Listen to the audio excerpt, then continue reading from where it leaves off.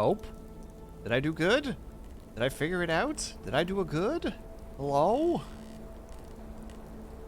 I hope I did. And Blue's already here and Bells is here. Hello, hello. Presuming that one can indeed. I did an amazing, did I? Did I? I suppose we'll just have to figure it out. And Haya's here. Hello, Haya. And yeah, hello, Blue.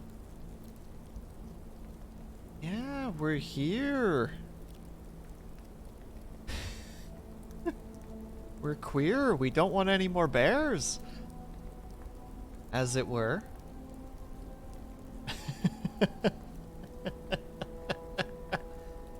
Ah, Simpsons, never change. Or do. Go back to what you used to be. Back when you were fun. Back when you were cool. Restart the music here really quickly. But hello, how's everybody doing? How has your week been treating you? And how's the weekend, per se, as well? Aya coming in with the evil caddies. Being all evil and stuff.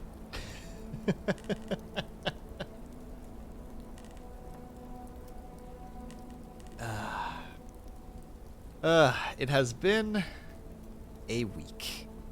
I'm happy to be able to finally hang out with you guys again. You know, makes the day just a little bit better. I swear this thing is way more sensitive than normal. Maybe I'm crazy.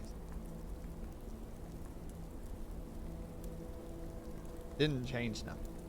Well, and so be it. Live the life that we live. Ah, so sweet. Yeah. The spooky, is it the spooky? I don't know, Triox. It could be spooky. Very spooky. I mean, Benjamin Toast is ready for the spooky.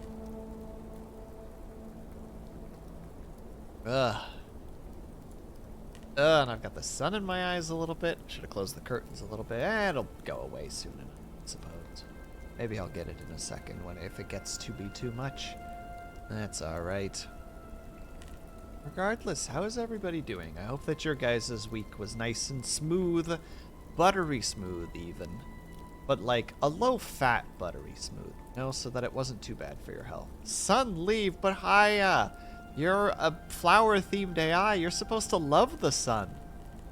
Oh my god, 1 year anniversary? Yeah, Bells. I didn't have any time this week whatsoever to do anything for the 1 year. But yeah, technically yesterday was my 1 year. Oh my goodness. Yeah, I need to hold on. I need to close the curtain for a second because clearly it's messing with the camera. I'll be right back. How embarrassing.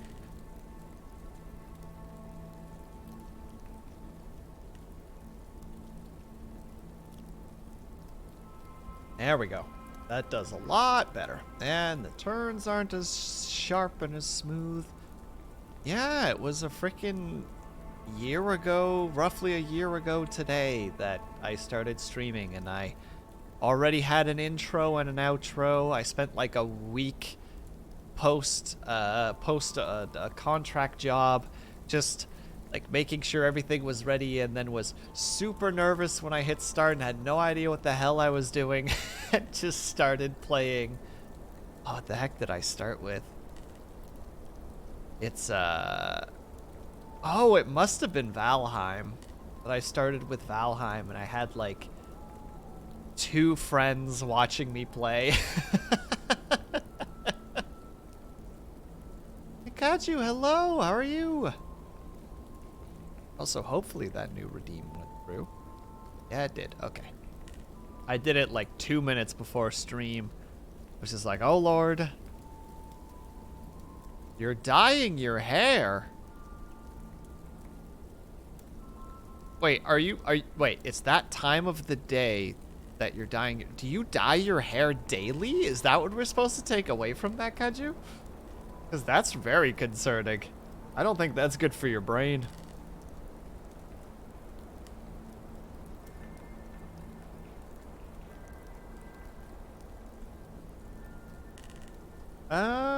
I was about to say, I'm sorry. You went from, yeah, this is just what I do, to that, and it's like, oh, lordy.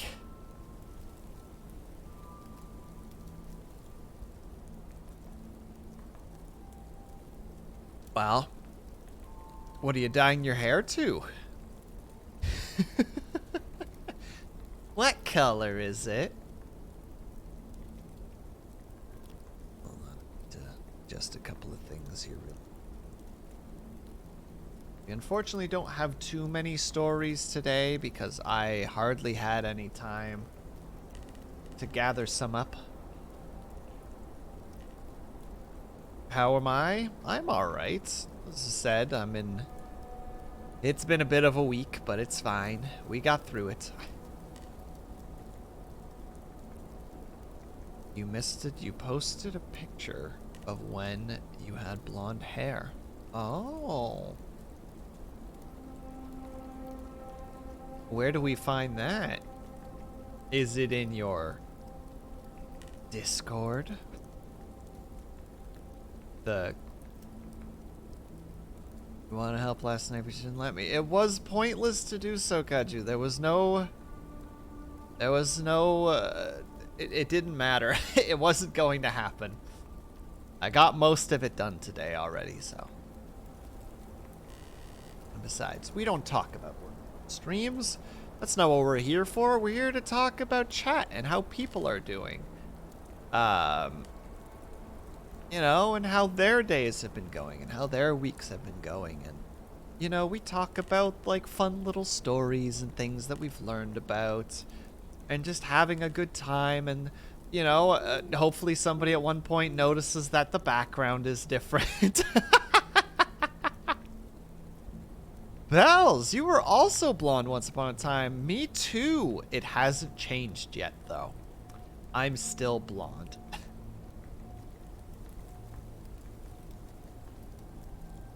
I want to see blonde Kaju. At me next time. Yeah. My roommate made me a little ice cap just before we started stream, so I'm trying to sip away at that. But unfortunately, the top of it is really, really ice heavy, so it's very difficult to drink because it holds everything back. Bet you looked amazing. I bet she looked blonde. And the Scrum Dog himself is here. Hello, hello. Aren't you supposed to be playing video games right now, mister? Aren't you supposed to be doing the things? I think I was 13 when I had blonde hair for a few months. Oh, really? Nice. So far, basically, everybody in this chat at some point was blonde or is blonde. Scrumby. I'm not saying dog that way. I refuse. That's not what we're doing here. Blonde when you were a little kid. Same. I was very, very blonde. I'm still pretty blonde. My hair's a little bit darker now because I don't go outside, but still relatively blonde, I would argue. Maybe like a dirty blonde. Sent me a DM. But I don't see it. Oh, that's why. Hope this doesn't cause any problems. You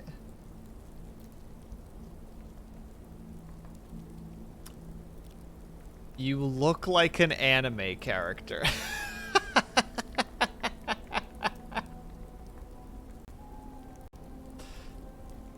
You look so ridiculously anime.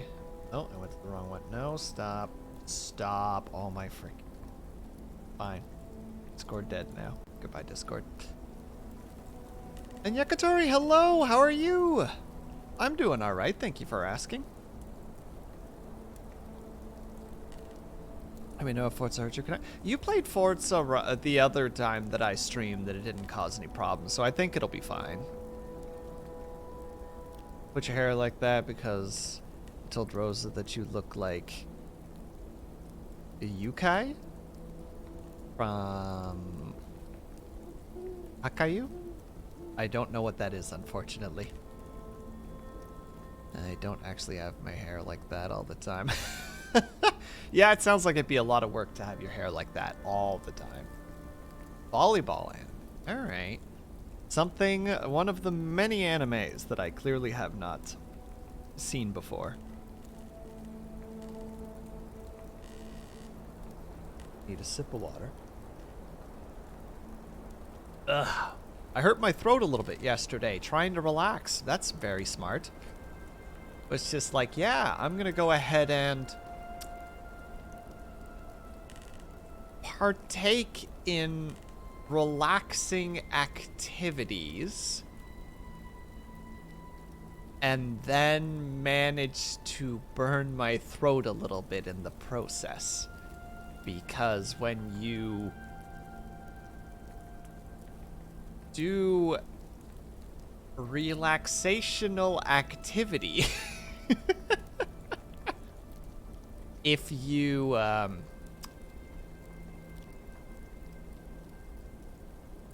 do that a little bit too quickly, you can hurt yourself with heat. Yeah. I'm so stealthy at words. Everyone knows what I'm talking about now. I'm so subtle, but I'm so... When you relax too hard at once, kind of hurts the throat, yeah. Sir, you need to blow your hot soup before you eat it. See? Bells understood what happened. I mean, basically the same equivalency of consuming something really hot and burning your throat. Basically the exact same thing. Just different effects afterwards.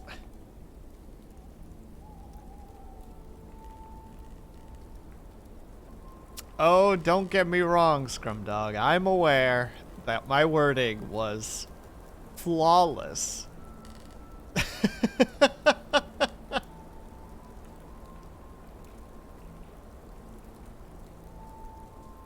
Was just flawless.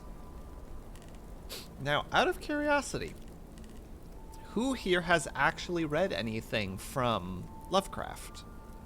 Who here has partaken in the eldritch horrors that have been created by the one and only H.P. Lovecraft? And if so, which ones were they, and what did you think of them? Because I was actually lucky to visit a friend's place like many a year ago, and I got to stay there for a couple of days, and when they had to be out and I was just kind of by myself, I found that they had a collection of Lovecraft books. And Pom-Pom, thank you so much for the raid. Thank you. Observer Herb, hello. And Chocolate Disco, hello. And Firu is here too, hello. You are Firu, hello. Hello, everybody. I've read a couple. Lovecraft can be a bit flowery with his language, but the best part of his work is more the tone than anything else. True, he has a very great way of capturing like an eerie hopelessness to him. You have a great graphic novel of a rough Lovecraft book. There you go.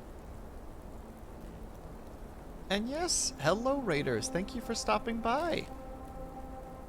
And wait, I know that Pom-Pom was working on crafts of some kind. I unfortunately couldn't pop in to see. Here comes the boy.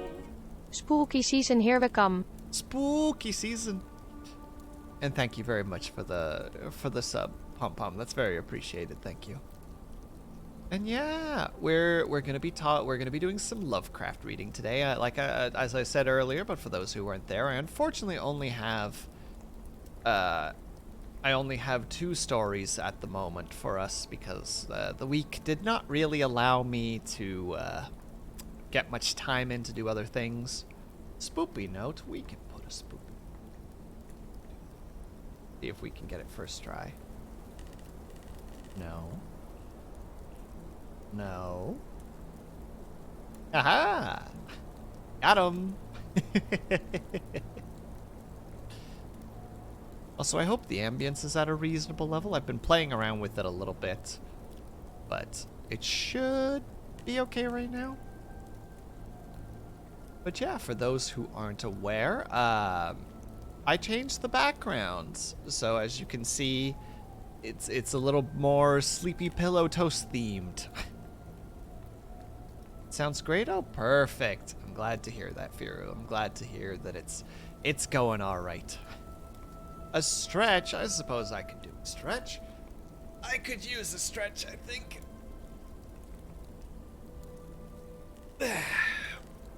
Thank you for the stretch. Very much appreciated.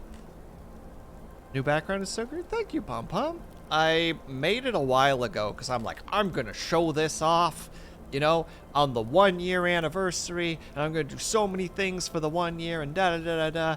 And then this week I'm just like, it's the 1 year at the end of the week. And then it was overtime every single day. And when you already do like a heavy like mental juggling job and then do overtime on top of it, when you're done it, you don't want to do anything. Like there's a lot of like tutorials out there, you know, or not tutorials, but like, you know, like what do you need to do as a streamer kind of idea. Just like and a lot of them are just like, you gotta put in the grind.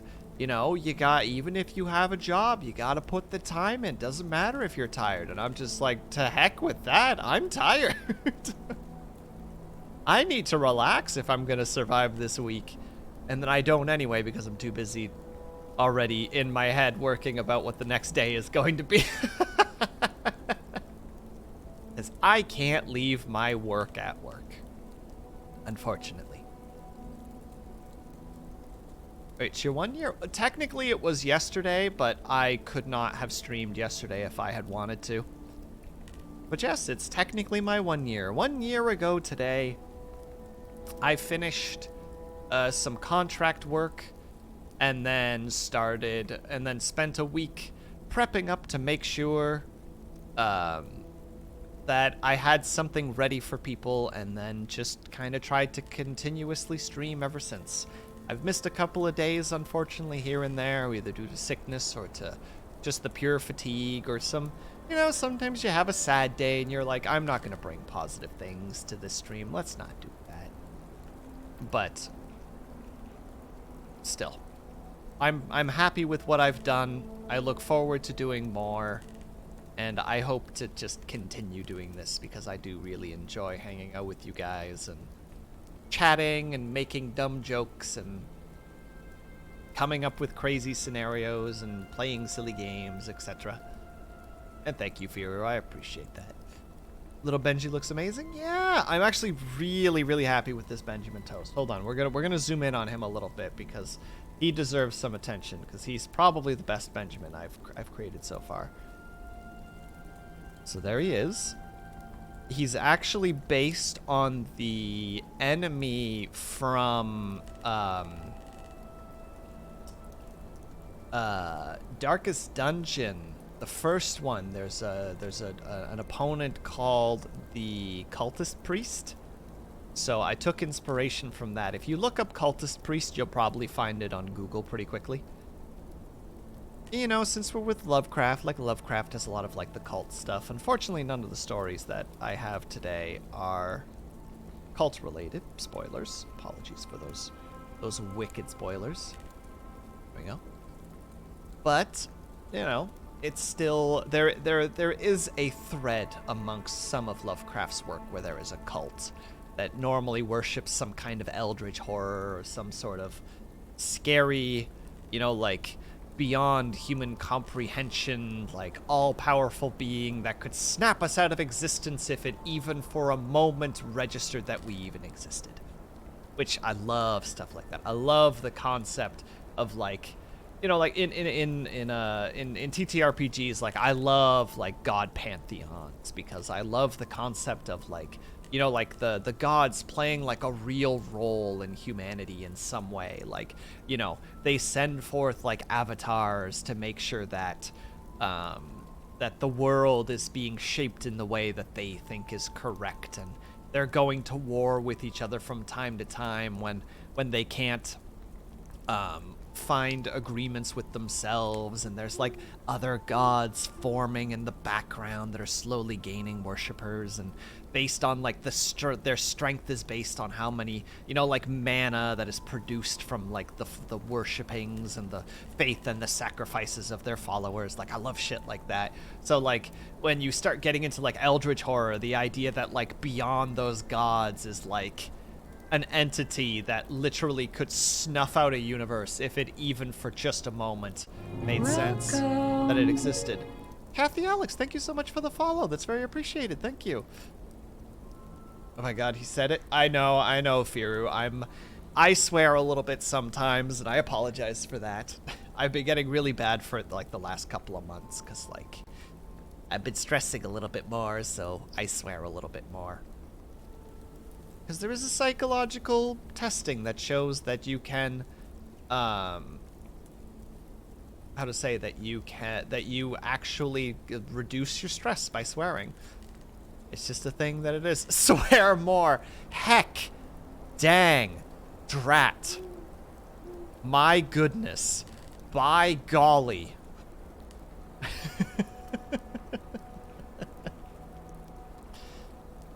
My favorite Lovecraftian gods are Haya and Pom-Pom. Dang nabbit. There you go. There's another good one. Oh my god, he said them all. Listen who swear that. Yes. I'm old and here for all your cussing needs, I suppose. I just don't have enough swear words in my day. Let's go see what Will is up to. And I'm just sitting there like, Bologna. We need a swear jar.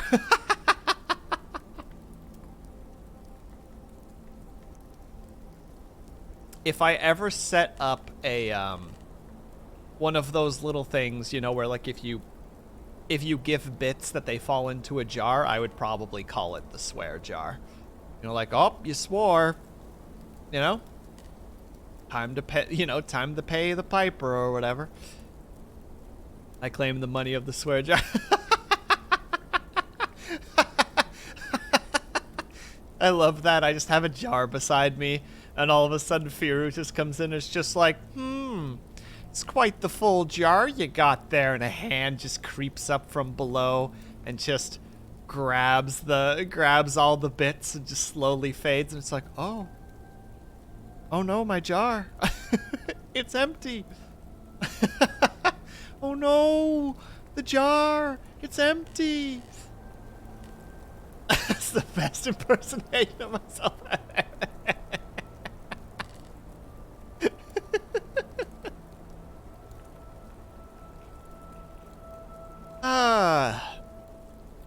Sorry. As you can tell, my brain is still a little all over the place, as is per usual for me. But say Levy, say Levy, as people say. One of the dumbest jokes I've been saying recently. I was also laughing very hard, don't worry. I'm glad to hear that, Firu. I'm glad to hear that you thought it was funny. I'd prefer you thinking it funny over you potentially being offended, which is not the intention, of course. Oh, goodness.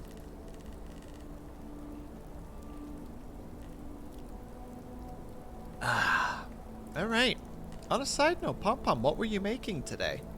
Were you making more pom-poms, or were you going down the road of some different kind of craft?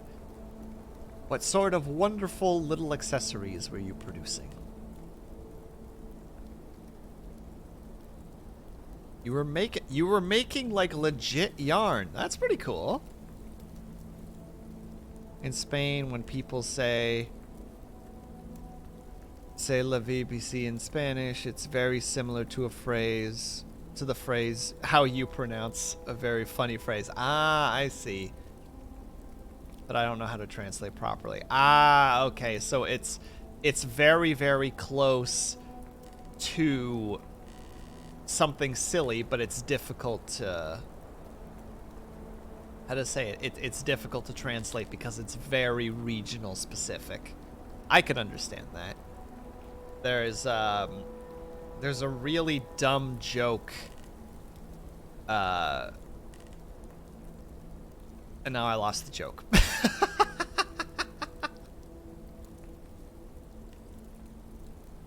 You fixed your spin? Oh, that's really cool, Pom Pom. I'm sorry that I missed it. I would have loved to have actually seen that. Also, Pom Pom. Super cool outfit. She looks like a cool forest witch. Hell yeah. Oh, that's what it is. So there's a saying, or like a kind of a dumb rhyme in Dutch called Toen moeder aan de was was, kwam een bij bij. Hij ging onder de deur en over de weg weg. So the way that you translate that is when mother was doing the wash, toen moeder aan het was was. That line right there, was, is like the wash, like doing laundry, but then was is also like was doing. So you can say toen moeder aan de was was, which is, you know, when mother was working on the laundry. Toen kwam een bij bij. Een bij in Dutch is a bee. So then came a bee there. Kwam een bij bij. Like to be by somebody is to be near somebody. So the translation would be like, when mother was doing the wash, then came a bee near. Hij ging onder de deur. And the deur is a door, and deur is also to go. So it's so it's just like it went under through the door, or went under past the door, and over de weg weg. And weg is a word for road, but it's also to be gone, like to go away. So it's hij ging onder de deur and over de weg weg, and he went over the road gone. Like, it's one of those things where it's just like, for Dutch, it's silly, but you can't translate it. Like, it doesn't make sense, right? Like, I can tell you, like, oh, there's this funny thing in Dutch that goes, when mother was working on the wash, a bee appeared. It went under the door and went over the road. And you're like, what?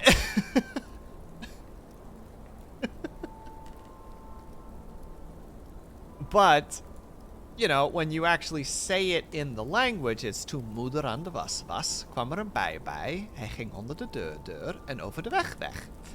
Just like a dumb thing, and it just doesn't translate. Second funniest shit I've ever heard. I'm sorry, Firu. And I'm sorry, everybody else, for just wasting. I must have been talking about that for like 10 minutes. I am so sorry. I just got into no, I need to translate this. And yeah, while the little like semi-eerie music is playing, it's like, no, I have a joke. I swear, it's funny. How heckin' dare you? Right? Shame on me. Well, there's also... Okay, I'm just on this topic now, so let's just accept that we're on this topic and just continue a little bit longer. I like making jokes in this chat because Sleeps has a similar sense of humor to mine, and he laughs at all my jokes, and I feel funny. I'm here because my self-esteem gets raised when I'm here. I mean, that's a valid reason to be here. I can appreciate that. I can appreciate knowing that I'm lifting your spirits a little bit. That's nice. But there's this really dumb... I think it was Adring vandaan. Je moet over de weg door. Pardon? Kun je dat nog een keer zeggen, Scrumdog? Ik versta je niet zo goed. There was a, how the heck to describe it? I think it was Adring vandaan. It was like a little comedy group that had this thing called de buurtsuper, which is like the neighborhood shopping center, essentially. Because back in the day in the Netherlands, like there's a lot of small towns in the Netherlands, so that'd be like literally just like the little store in town.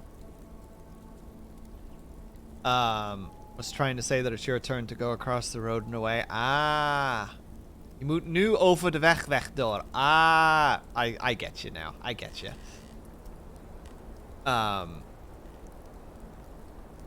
But so like there's this dumb series of jokes, and again I apologize for this.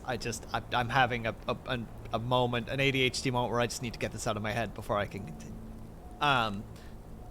It's this dumb joke where, like, you know, it's these two guys, you know, like it's the store owner and the customer.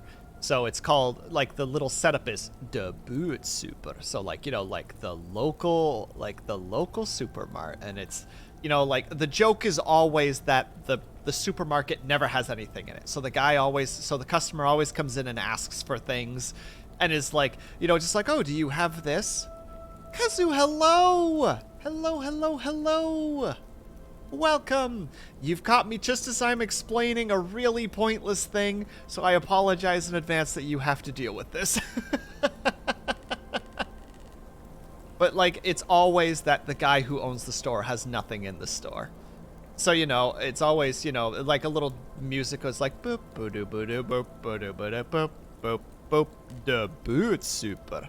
And it always starts with the sound of the little bell of the guy opening the door. And it's, you know, like, it's always, like, the joke is goeiemorgen, goeiemiddag. So it's always, like, the guy comes in and goes, like, good morning, and the cashier / owner is always, like, you know, like, good afternoon. And then he'll like ask for something, and the guy will be like, well, I don't know if we have that. And it's like, well, what do you have this? It's like, well, we don't have that. And it's like, oh, well, do you have this? It's like, oh, well, we don't have that. And then finally it's just like, well, what do you have? And it's just like, well, we don't have any of that. And that's always like the punchline. So, and it's always something silly. So like he'll come in and be just like, do you have chicken? So, heb je kip? And he'll be just like, well, chicken, what kind of chicken? He's like, well, you know, chicken. And the guy will just kind of go like through all these different types of chicken. You know, like, do you want a whole chicken, half a chicken? Do you want a chicken like this? Do you want a chicken like that? Een kip met een oorlogsverleden. And like, een kip met een oorlogsverleden is a very strange saying. Like, you know, like it's a very odd term that would translate to a chicken with a war history. You know, like it's that kind of a silly thing. But then the guy will be like, a chicken with the war history? And he's like, yeah, that's new here. He's like, oh, I'll have that. No, we don't have that. Well, what kind of chicken do you have? Well, we don't have chicken at all. Like, it's just such a dumb, it's such a dumb series of jokes. But it's just one of those things that I kind of like grew up with a little bit. And it always just made me laugh. So just like, goedemorgen, goedemiddag. Ik ben een klant. Heeft u kip? Kip? Ja, wat voor kip? Nou, gewoon kip. I'm not going to do the whole thing to you guys because you can't even understand what I'm saying. But it's just very silly. It's just very, very silly, dumb humor. And we miss you too, Kazu. How have you been? How was your collab with, name that I can't remember off the cuff? It starts with a Z, I'm pretty sure. I can't remember. I peeked in for a little bit at one point, but I didn't have a lot of time, so I sadly couldn't watch a lot of it. Yeah, exactly. And now I realize that I can't read it because my dyslexia is kicking in. Very chaotic and very funny. All I know is at the beginning, they kept making jokes and you kept going, stop. And then they were like, hee hee hee hee hee. And then you were like, all right, well, we got to keep doing this thing. Hold on, let me finish reading this. And they're just like, well, what about this? And you're just like, stop. And they're like, hee hee hee hee hee. That joke reminds me of the yellow duck and lemonade. Oh, do you got any grapes? It's very similar to that. It's very similar to that chocolate disco. With the whole, what is it? Just Yeah, you got any grapes? No, we don't have any grapes. All right, and then he leaves, and he comes back and does that several times. He's like, I swear to God, if you come in here one more time asking for grapes, I'm going to take a box of nails, and I'm going to nail your feet to the floor. And he's like, oh, okay. And he leaves, and he comes back. He's like, got any nails? What? No. Oh. Got any grapes? Such a dumb series of jokes. My island, we have a joke that was like that? Hell yeah, Firu. But with lettuce ice cream. I have so many questions about that particular statement right now. Like, how do you make lettuce ice cream? Like, is it lettuce flavored ice cream? Or is it ice cream made out of lettuce? And who would want lettuce flavored ice cream? Or who would want lettuce ice cream? Unless it's a dumb joke where it's like, let us get ice cream.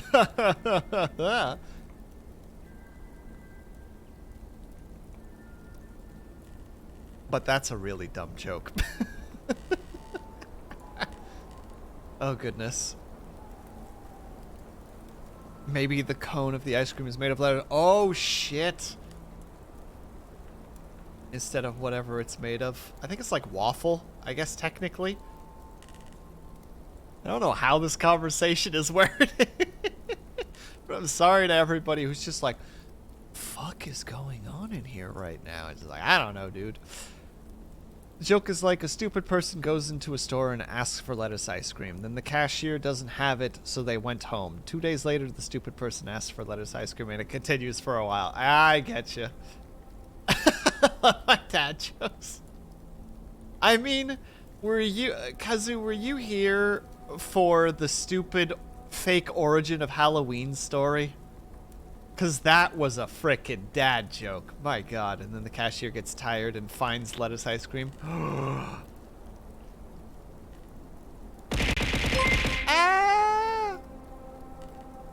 I have been put in a trance by the spinning wheel of an evil witch in the woods. I cannot control myself. I need to watch WillSleepsNot on twitch.tv.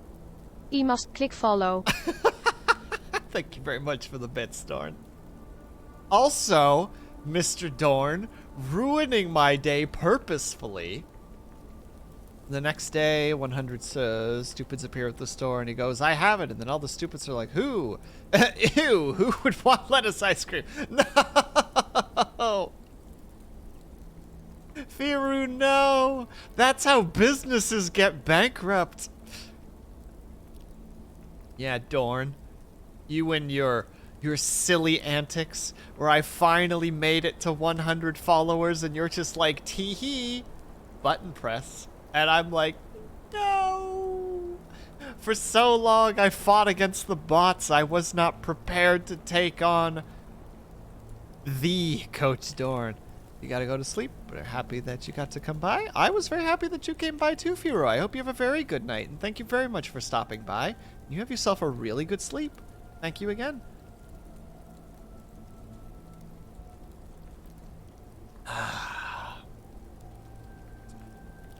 It is very fascinating, just on a side note. How are you? I'm okay. You're always open to chat, just busy. I don't suck. Thank you very much, Firu. I appreciate that. It is very strange. I don't know if anybody else has caught themselves doing this, but there's this odd, how to say, like, habit that some people have where if you get frustrated, you'll just sigh. You know what I mean? Just a sigh. I can only read the English, so I apologize in advance, but hello, GH. Thank you for the lovely little emotes there.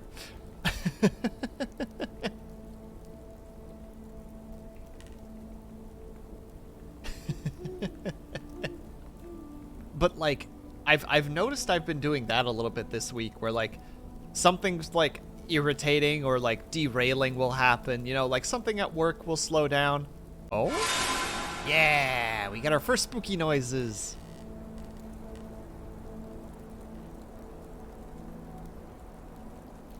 Is it Sion? I think it's Sion. I hope I'm saying that correctly. But it's fascinating once you start, you know, where you just have a moment where something happens and you're just like, you know, and it just, you progressively start noticing during the day that something happens and you just go, hey Glitch, how's it going? I'm alright, thank you for asking, how are you? And, you know, it's just at one point you're like, wow, is this the thing that's getting me through the day? You know, like something bad happens and you just, whatever. This is another thing I need to deal with, it's fine. You know, it's just dramatic sighs and such.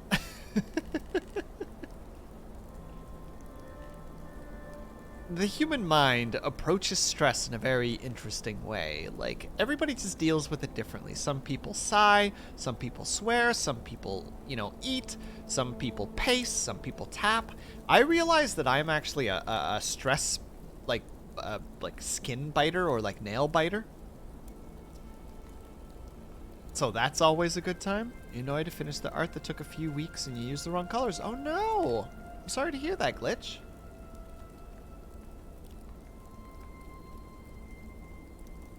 But it's just, I don't know. Just stuff like that is very fascinating. The way some people scream into the void. I used the void scream at one point this week, pom-pom, because I was very fed up with just everything that was happening. I don't know what time I did it, but I think it was during my overtime yesterday where I was just like, pom-pom has a scream into the void channel. Let's go over there for a second and have a gander at it. Wait. It's 1 year? Yeah, Dorn, I unfortunately had no time this week to actually do something special about it, but technically yesterday, but we're moving it to today, is technically the 1 year anniversary of me, oh goodness, no, Dorn, don't do this.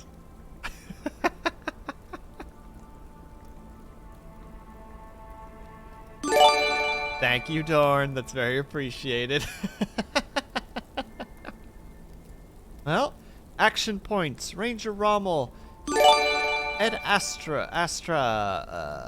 Lunella, 4B, Stitches, Yakatori, Spencer, The Mighty, Firu, Ringo, Pandemonium, Falcon, Triox, oh no, I said it wrong last time. Invexira, Falala, Captain, Haya, Kazu, and Vitrify. Everybody, please enjoy your free gift subs. You work hard and use it to make people smile. Shop. Well, I appreciate it, Dorn. Don't get me wrong. Just, I always feel so guilty because I need to, like, you know, I feel like I need to repay that in some way. Like, maybe not financially, but in terms of like entertainment or amusement. And also, Kazu, I hope that you have a great rest of your day. Thank you very much for stopping by. Just coming in here, stealing one of the gift subs and scampering away. Classic Kazu right there. I'm just teasing. You have yourself a great night.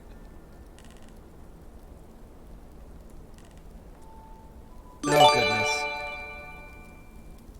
A lot of good people hit. Yeah, I think you hit every single one of those people have been either in my chat recently or have been like pretty active members of the community. So like that particular like series of gift sub like nailed it. It was fantastic.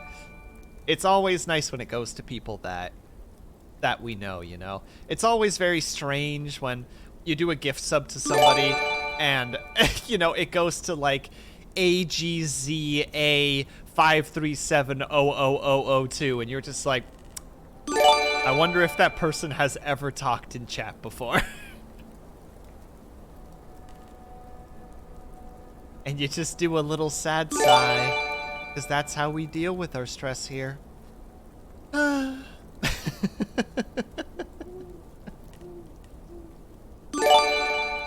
it is you. All right, we're going to reduce that volume just a little bit. Because it's a little noisy, but that's all right. But again, thank you very much, Dory. I very much appreciate that. That's very, very kind of you. I just wish I had more to show for it. I changed my backgrounds. That's one thing that I did. Just for display, I changed the background here. And we'll let the badooms finish up so that we don't accidentally cut those off. There we go. Vitrify got his. So we changed this one, and we changed this one, so they're now all just a little bit different in the background. And how's my day been? My day's been pretty good. I finally had a good night's sleep for the first time in a while, which was very, very nice.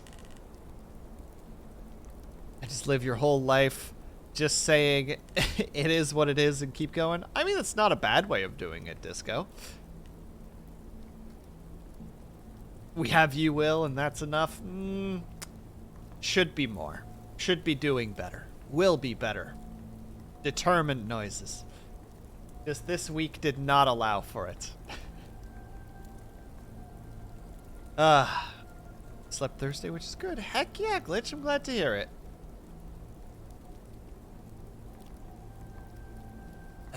Sorry, I'm just slowly finishing my little ice cap. But I should get to stories at some point, shouldn't I? Okay, fine. You can make up for it. Tell a short story about the time that Benjamin went insane after looking at a loaf of bread in the shape of a octopus.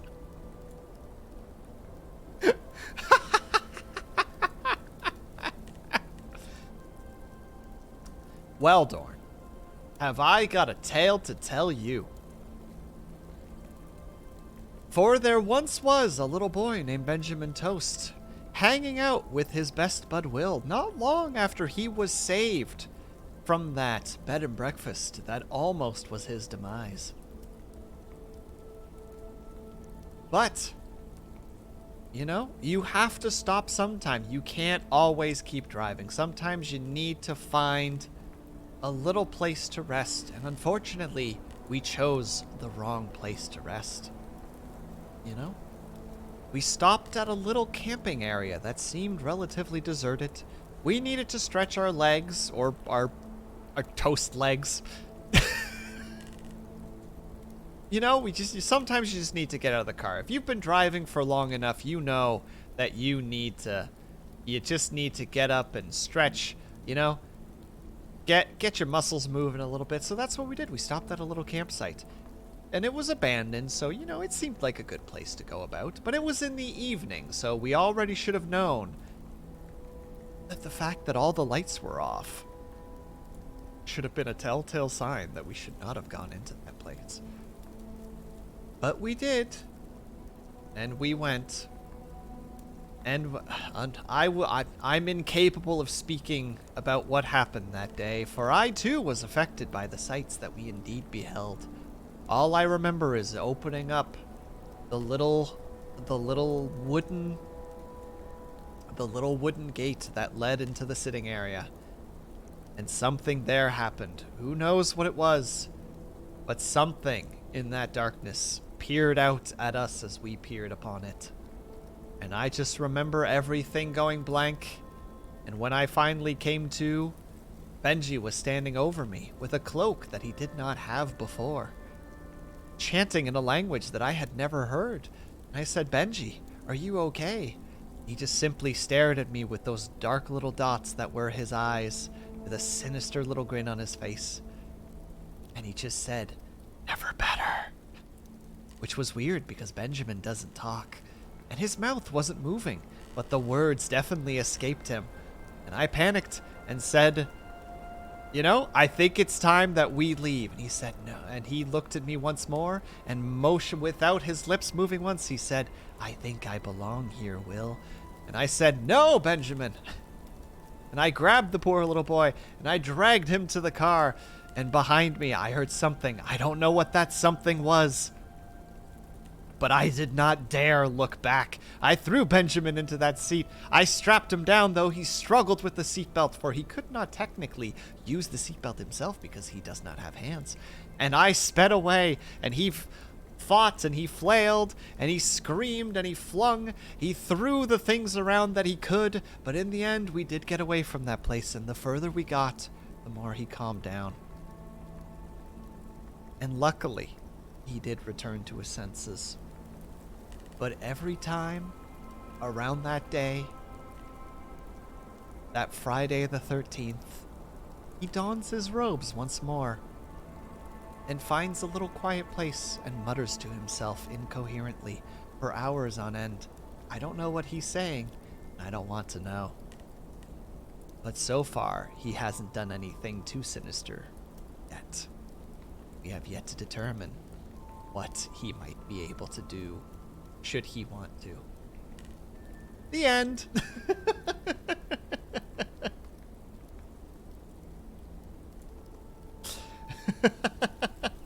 Also, Erwan, sorry I didn't see you there. Hello. Yeah, there you go, Pom Pom. There's a good way to end it.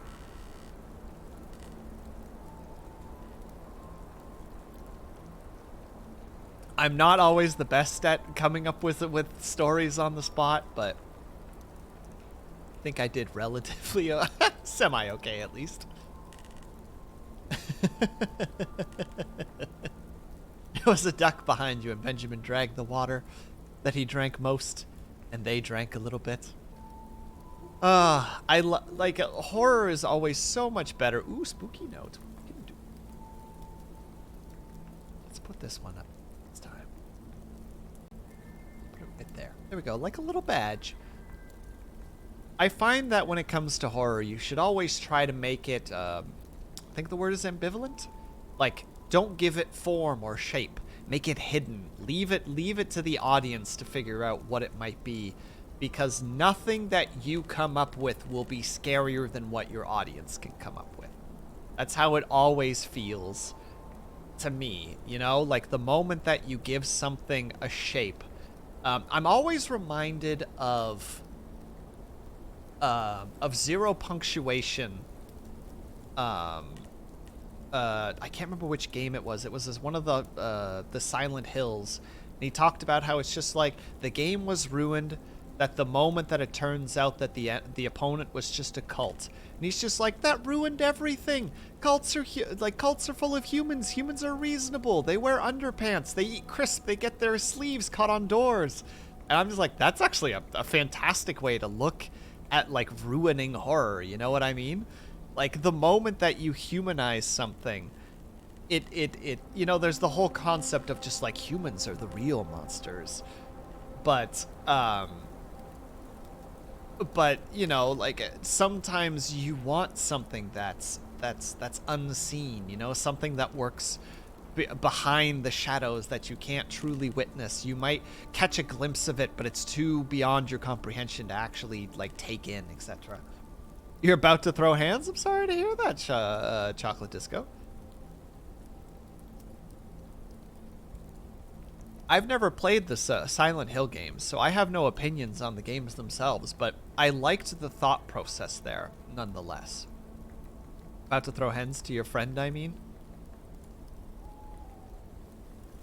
Most of you don't see the shark. You'd kill a human and zombie. I could kill a zombie, that would be harder. But zombies are, you know, depending on the depiction, zombies are relatively slow. Like, zombies are normally seen as the, how to say it, the slow but persistent horde. You can run, but eventually you will tire, but they will not. You know, like, you need rest, but they do not. So eventually they will get you.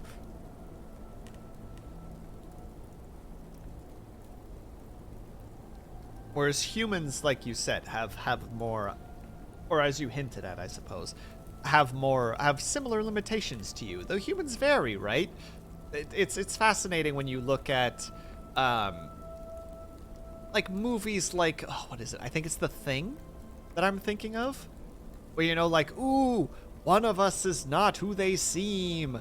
And then it turns into like a very psychological horror where it's just like, well, who's the real bad guy? Ah, it could be anybody.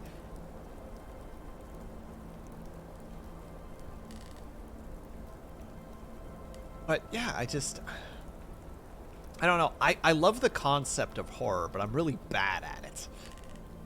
Like, I'm currently doing relatively okay with how to say, with Dead Space, because I can just, it could be, oh my god, Disco, there's a reference.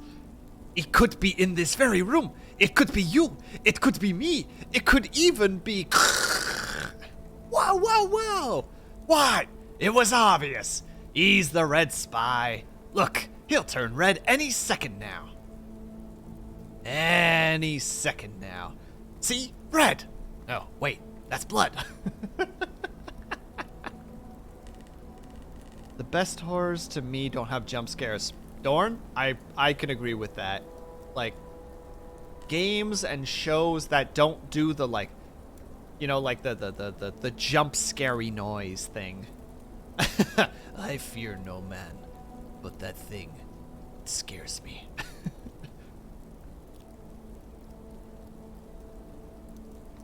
Yeah, I watched some of the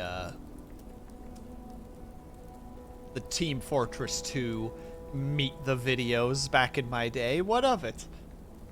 This mostly because I'm not scared of them, and that's why I also need the gameplay on a hard game to be good, and not a walking simulator like Outlast, let's say. That's actually a really good point, Chocolate Disco. Like, a friend of mine played Outlast. Like, it's not for me, but he realized that the first time he died, he's like, oh, all the scary is gone. You know? Because now at this point, you know, I've died. The worst thing that could have happened has happened. And all that happens is now I'm back here, and I just have to try again. You know, like, it's just one of those, like, oh. When I was younger, I watched Saw, and I was fine. Same year, when I was 7, I watched Lord of the Rings and was scared because the thing in the cave. Oh, the spider. I did not like the spider either, and I saw it in theaters. Ugh. I saw it, then went to sleep and was scared because my mind kept thinking about scary monsters. Yeah, unfortunately, that is the way of the mind. You might enjoy the game Madison? Madison. It's less jump scares and more psychological fuckery and many puzzles. Ooh. Oh god, no, I would never watch The Human Centipede. That would never leave my brain. I like things that feel haunting. Like, not necessarily scary or horrible, but things that bring an awareness of emptiness where there was once life, or the fleetingness of everything you hold dear. Ooh, I like that, pom-pom. I love stuff like that, too. That, like, especially when you step into a place that used to be lived in. You know, like an abandoned house, or like... I know that there was that one series, I think, on YouTube where it would just show, like, abandoned malls. Like, those were really good. Oh, God, Tusk. Bleh, Tusk. I haven't seen it. I watched a little bit of the... I watched a review on it, because that was not really... Bleh. Terrible movie. Madison is all about figuring shit out, like, what is this code for the safe to get the key to open the door to get the fuck out of this room? Ah, so it's kind of a,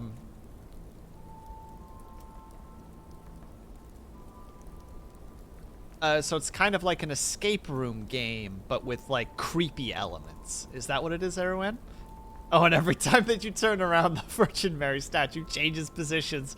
Kind of like the, what is it, the something angels from Doctor Who. What are those darn things called again? Weeping angels. There we go. Halloween is a bad horror movie. I don't watch horror movies, so for me, the closest thing to a horror movie that I've seen, it was Ginger Snaps, and that was years ago.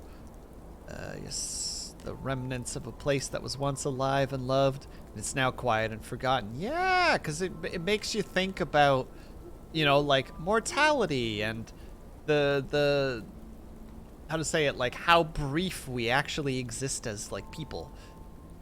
And again, I love the idea. I don't know why this thing always sticks in my brain, but the idea, how to say, you have, the concept of you die twice in your lifetime. The first time is when you die, and the second time is the last time anyone says your name. And I love that stuff. Like, just, that's got such a, you know, like an existential dread to it. Just like, yum, yum, yum, yum, yum, yum, yum, yum.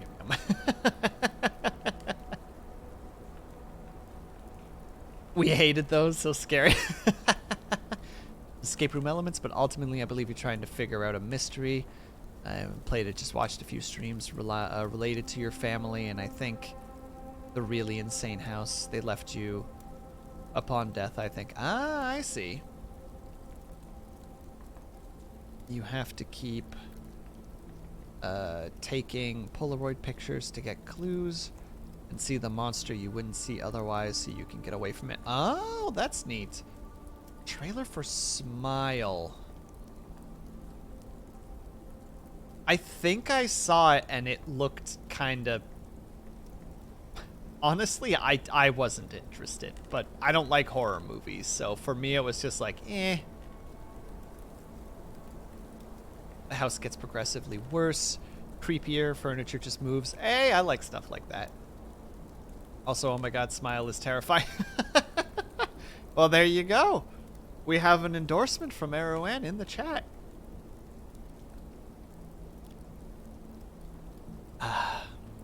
Alright. I realize we've been talking for an hour and I haven't read a single story yet. Shame on me. Gonna have like no energy to actually finish these stories at this point. Lovecraft. Yeah, I know, Pom Pom. I'm dropping the ball right now.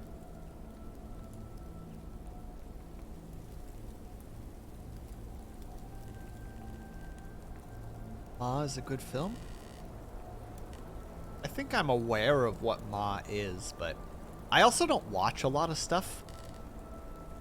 I'm very resistant to watching things for some reason.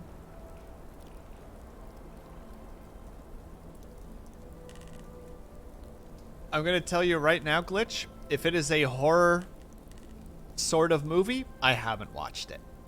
Like, literally, it's going to be no. Like, have you seen Orphan? No. Have you seen Halloween? No. Have you seen... I had one, what is it? Something in the Hills or whatever the heck it's called. The Hills Have Eyes? No. Have you seen... Can't even think of any other horror movies. Friday the 13th. No, like I don't watch horror movies. Oh,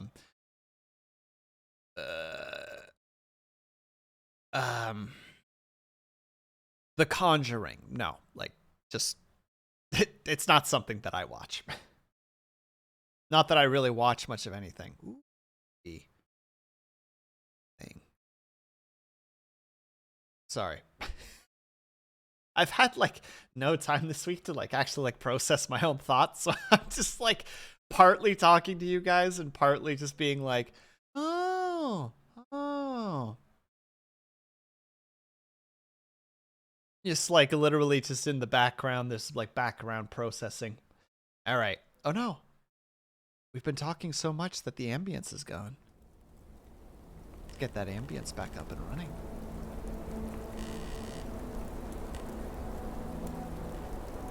Oh, it's funny. I was basically ready for today to be a little bit of a just chat because I do have the 1 year thing technically. Yay! Speaking of which, since there's actually a couple of people here right now, I guess surprise announcement. Even though I haven't been able to manage to get it done yet. It was supposed to be done this week, but I'll try to get it done hopefully by Tuesday. If not, we'll announce it next Saturday.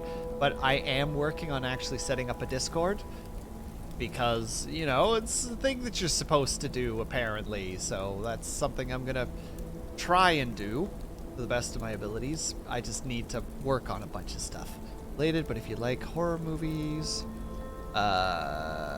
that aren't just jump scares and you don't mind subtitles, Terrified is exactly what it is. It's more sci-fi than metaphysical, but holy fucking shit. I've never seen anything else like it. Oh dear. Well, I see everybody's excited for it. I'm gonna try. I won't be able to do any work on it tonight because the roommate and I post-stream have some plans. But I'm gonna try. If I don't have to do much in the way of overtime tomorrow, I might be able to put some work into it. Maybe. We'll see. I'm gonna try my best to get it out. We'll say tentatively it'll be done by next Saturday, and I'll be able to proudly announce it. Ling, hello! How are you? How are you doing? Are you finally feeling back to 100%? Have you defeated the big scary? At around 80%? Hey, 80% is still pretty good. You're getting there.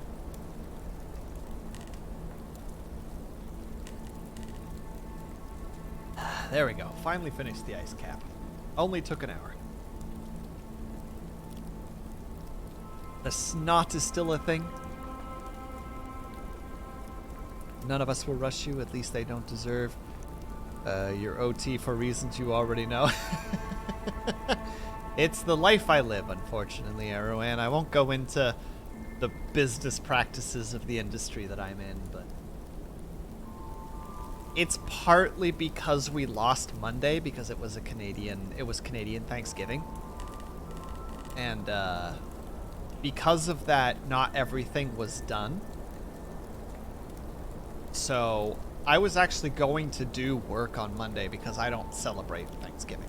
I don't do anything. I was just like, I'll do like 3 hours, whatever. We'll get ahead a little bit. And then I got there and was just like, hey, where's all the stuff? And they're just like, well, it's due tomorrow, so we're only going to get the stuff out tomorrow. And I'm like, oh, cool. All right. I guess I'll try to take the day to do things. 2 words, holiday pay. Oh, Erwan, I'm a weekly contract worker, you see. I get paid weekly, and I get paid an X amount. I just see Thanksgiving as a day to eat more food. Yeah, Ling gets it. I mean, it's basically what I did. Roommate had gotten...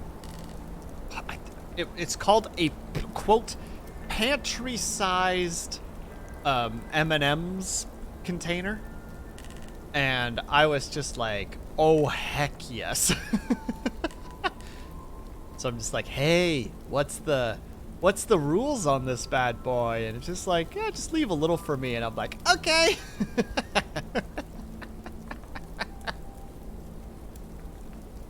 Num num num num num num num num.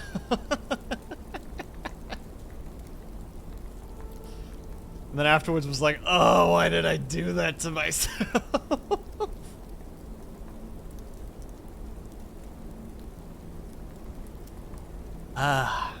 All right. Without further delay, we are going to actually start reading one of the stories. Actually, I'm going to need to take a tiny break. I just need to make sure, just need to refill my water so I have enough to just, you know, because we're going to be reading a lot, so we're going to be talking a lot, so I'm going to try to do a little bit of acting, so I need a quick second to go get some water. So we're going to take a quick 5 to 10 minute break, if you can and are able to. I hope that you get up and stretch, grab yourself something to eat, grab yourself something to drink, make sure that you guys are taking care of yourselves. You heard me. Best be taking care of yourselves. Is that thing, am I even looking at the camera right now? I hope I'm looking. Is that the camera? Fine.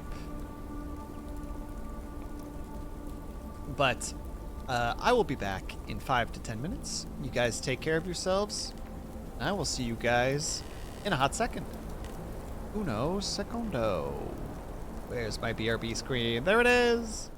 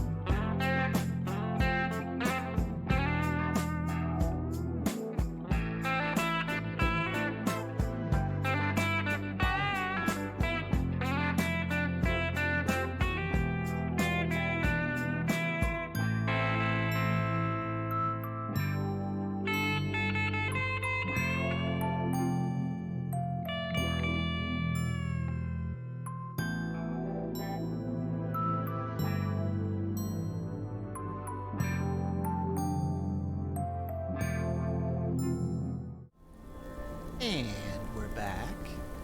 Uh-oh.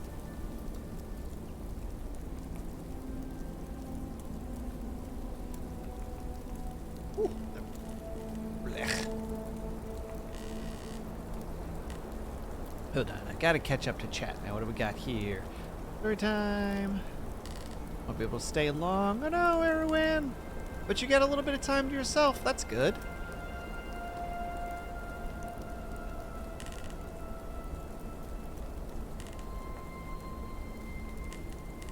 And yeah, that's right. Erwin is almost there. Oh my god, is that the... No, I'm sorry, Lawful. You have me mistaken for somebody else. But you're actually just in time, Lawful. We're just about to start story time. I've been streaming for an hour and 20 minutes and have yet to actually do any stories. Oh, and Avatar's here too. Look at this boy. Look at this lovely boy.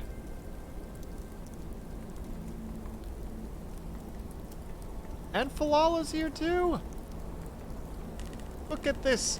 The whole gang's together.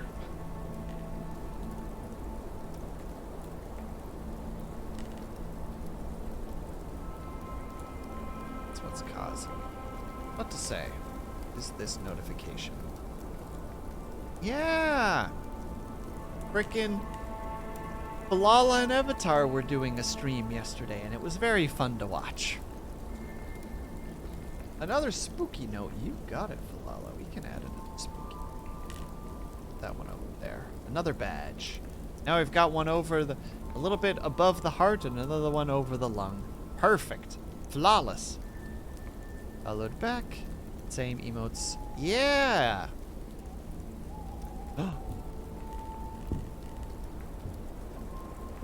Spooky, spooky stepping noises. Boost those again to make sure that they're a little bit louder. Listen while you bench. So I'm gonna look for a bit. No problem, Glitch. Thank you for stopping by. Enjoy your lurk.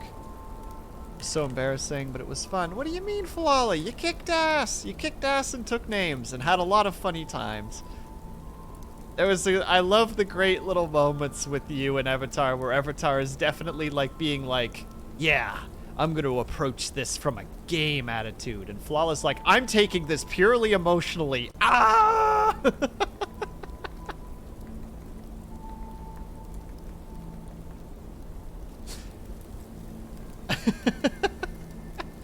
Just finished dinner. How is story time? We haven't had story time yet, Kachu, but welcome back. Oh no, I missed Stitches somewhere. Stitches, hello! I'm sorry. You get the chat's moving a little fast at the moment. You look away because you want to buy a game. Ooh, which game, Ling? Which game? Also, for anybody who is actually interested in, if anybody played Vermintide. Oh shit, Ling, right? I saw it too and was just like, oh, ooh. Also, it has like 20 romanceable characters, and they all look wonderful. Like the art looks great for Coral Island. But for anybody here who likes games like Vermintide or Left 4 Dead or Left 4 Dead 2, etc., at the moment the Dark Tide closed beta is open from yesterday until tomorrow. And you can sign up for it on Steam. If you type in Dark Tide, one word, you will be able to request access, and there's a pretty good chance that in about 2 or so hours, you'll be able to get in. And Not the Big Boss is here too, hello! Yeah, I downloaded it yesterday. I haven't gotten a chance to play it. So I'm gonna be hopefully getting a little bit of time for it tonight. Just to play it a little bit on my own, hopefully with the roommate if he has time as well. So, very hype. You want a Tau game? There is a Tau game. It's not very good. You're lazy. I'm lazy. Where's the link? I don't know how to make the link a thing. You removed the Dutch for 5 minutes. Oh, that's right. I'm sorry, Not the Big Boss. I had to because for I could not read story in English in Dutch. There's no way that I could do it. I'd lose my mind. It would just be 5 minutes of me stalling instead. You want a new Tau game? Eh, understandable. Oh man, you missed story time. No, we haven't actually done stories yet, not the big boss. You're just in time. I'm technically supposed to start now, but everybody's coming up with stuff that I want to talk about. Ooh, or a Titanfall 2 Tau mod. Ooh, that would be pretty cool, actually. Yeah. Yeah, we're going to be reading 2 Lovecraft stories today.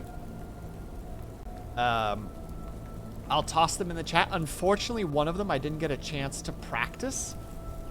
So I will hopefully be able to read that one. We'll read that one second because it's going to be a little bit more stumbly. I'll be just trying to read it to the best of my abilities. But the first one I managed to read, and it's one that I really like. It's one that I personally have had a good time for, so... Yeah, you had your first Russian viewer last night. I saw that, Erwan. They were very chatty. I don't know how much of it you heard, but it was kind of tough translating back and forth because of what they said, what I said, and what chat said.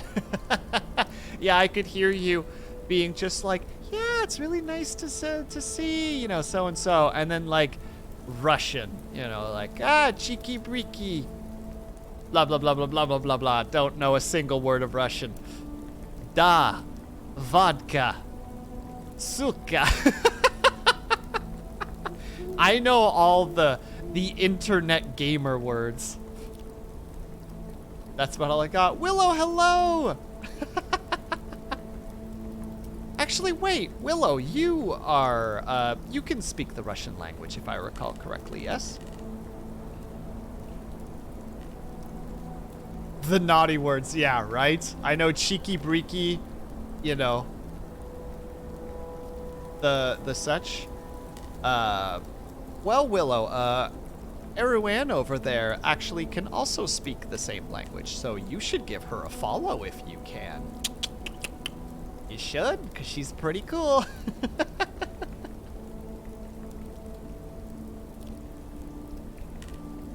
there you go. There's my grand little shout out. We only just got 3rd. Oh shit. It would work also to turn the suits into Titans and the pilots into Fire Warriors and Grunts Pathfinders and maybe a cloak as a stealth suit. That's not a bad idea actually. Comrade. Also very smooth. Hey, I've been known to be smooth once or twice in my life. Normally, my brain, but still. Oh man, you could have been 3rd. Right? Flawley had every chance. I didn't even know the 3rd was not taken yet, so. 3rd was free for the taking the whole time. Everybody's just living that sorrowful life of just like, what? No. No.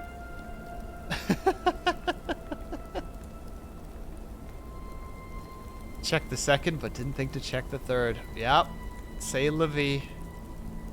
That's unfortunately how life goes. All right. We're finally going to read story. It's time. It's time to get started.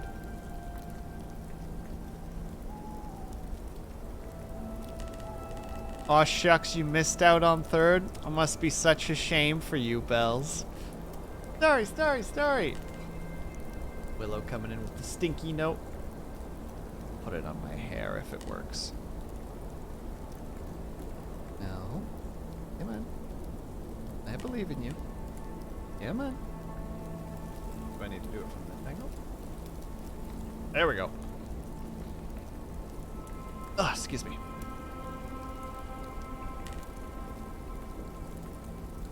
I cut in front of everyone besides, too. Ah, yeah. Dang right you do, Stitches. Alright, so for anybody who wants to follow along, this should be it.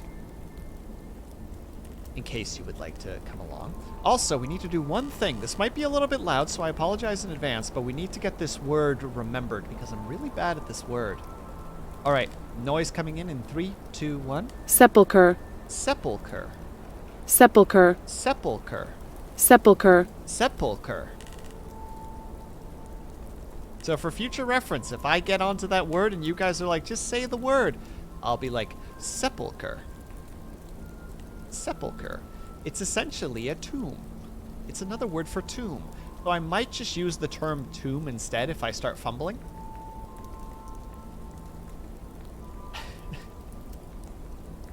Hardly even know her. Well played, Blue. Well done. That startled me more than the horror games you play. I gave a warning. I gave a countdown and everything. Alright, we're gonna zoom in a little bit so that my little pea brain can do this a little more easily. I learned how to pronounce chassis last night. Yeah, chassis. Come on, Erwan. Easy. Chassis. Oh, Pump Pump, thank you for the hydrate. Oh, did I miss the hydrate prior to? I'll take 2 sips just in case.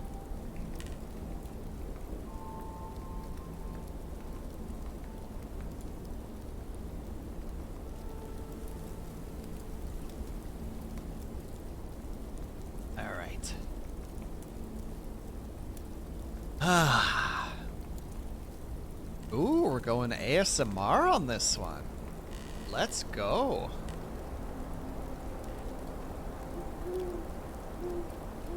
So let's get my timer out. Uno secondo.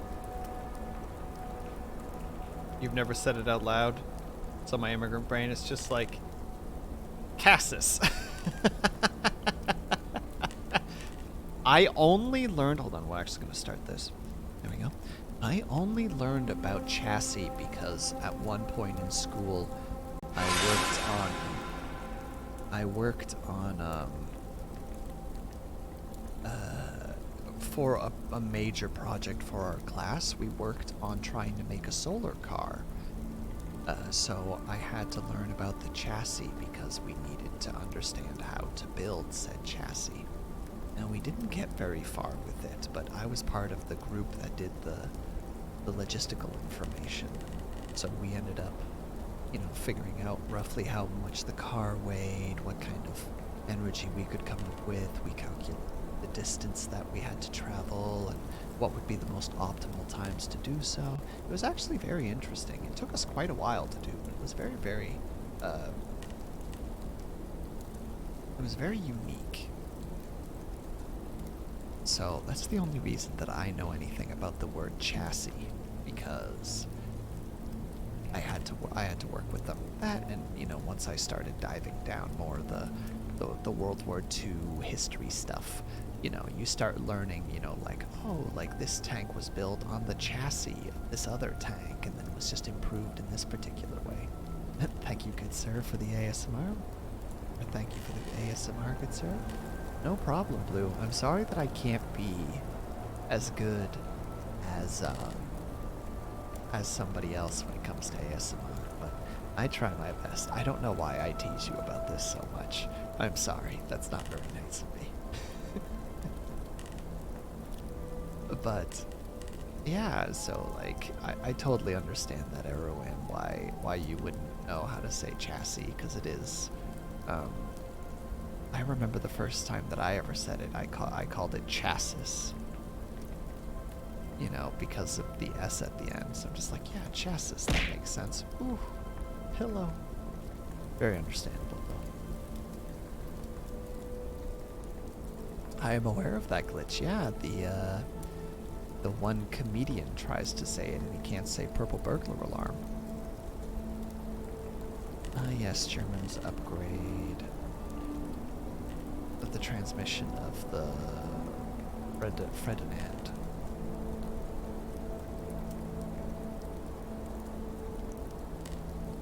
First word, I first read the word chassis in a Bowser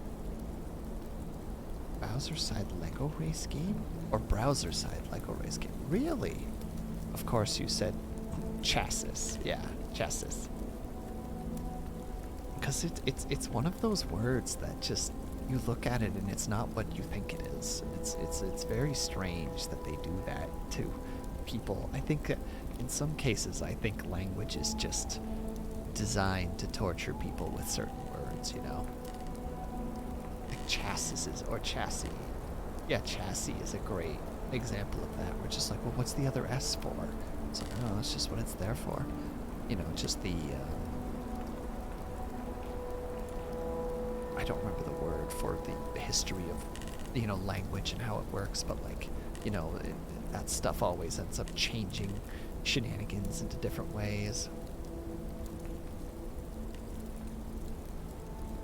Yeah, like how fish is fish. Yeah, because if you take, you know, like the letter from this word because it starts with this, and if you take the letter from this word and you put it together, and it's like, look, this is fish.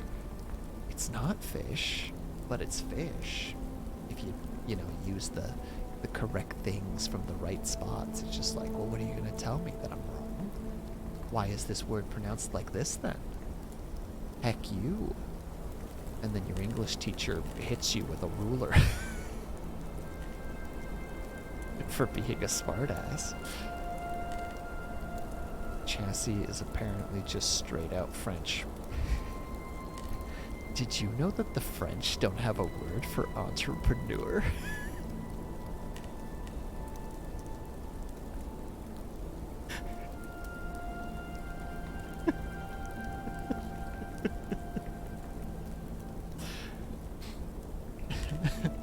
Sorry. It's a really stupid joke. I have a friend that one day we were just hanging out, and I don't know where he got this joke from, but he just lost his shit. He just this is Chocolate Thunder, over and out. We're done. We were just chatting, and the conversation of language came up because, you know, when we have drinks together, we talk about, you know, like the intellect things. And all of a sudden he just kind of started chuckling, you know, like while I was explaining something, and I'm, what's up? And he's just like, did you know that the French don't have a word for entrepreneur? And then just lost it. Like, he just started howling with laughter.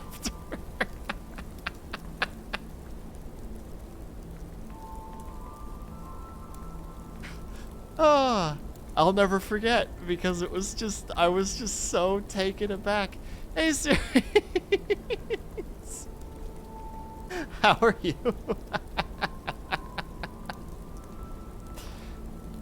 Oh, you haven't missed anything. I've been going for an hour and a half and haven't read a single story because I just keep talking about other things. I know, Ling. I'm sorry, Ling. I'm sorry you have to be here for whatever the heck this is.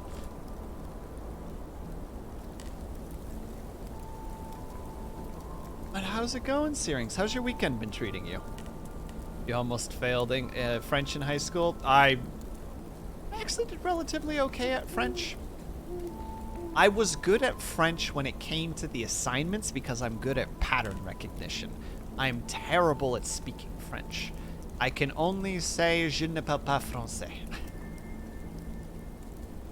Because that's all you need to know. You just need to be able to say, I don't speak French.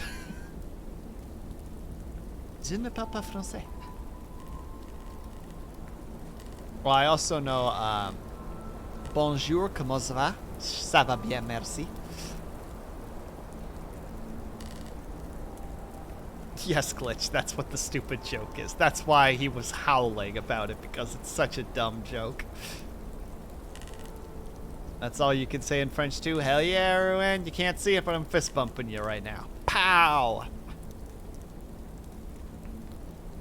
So your grammar's all over the place? I feel that. I know too many languages. Yeah, right?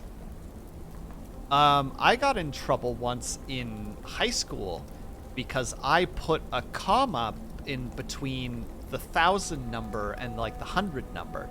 So like if it was like 4,200, I would put a little comma between it because I was taught in Europe to put a comma there. Like you broke up the numbers with a comma. And here, or at least in Canada, at least the school I went to, they didn't like that. So at one point, my teacher actually came over and was, while they were grading it, and they're just like, is this a comma or a period? Because they knew that I was Dutch.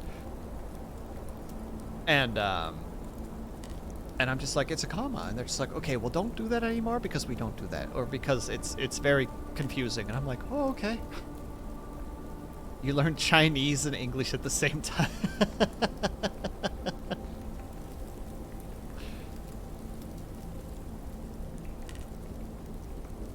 Oh, plus omelette de fromage. Yes, of course, everyone. That's important. You know, you can't get through life without knowing that specifically. School systems will be like, let's teach people info, and then the students learn how to get answers for homework and tests. Yeah, I know, Avatar. The school system is not designed to learn things. It's designed for you to answer questions on a test. It's basically designed to be like, did you learn it? All right, answer these questions. All right, you figured it out? Forget about it. Doesn't matter anymore. Oh, oui, baguette. Of course. My friend in a speaking exam said, Je m'appelle French. Can hardly speak English, so I don't think you can learn a second language. I believe in you, Stitches. Everybody can learn a second language. You might not be hyper proficient in it, but there's no, I have full faith that everybody can learn a different, how to say it, like a different language. At least be like competent enough. Like my roommate, for instance, like he can mostly speak like basic Dutch and he can understand it quite well. Like absolutely a thing that you can do. Chinese is the opposite grammar structure in English. Yeah, that sounds about right. Yeah, omelette de fromage. Yeah, you gotta say it sexily.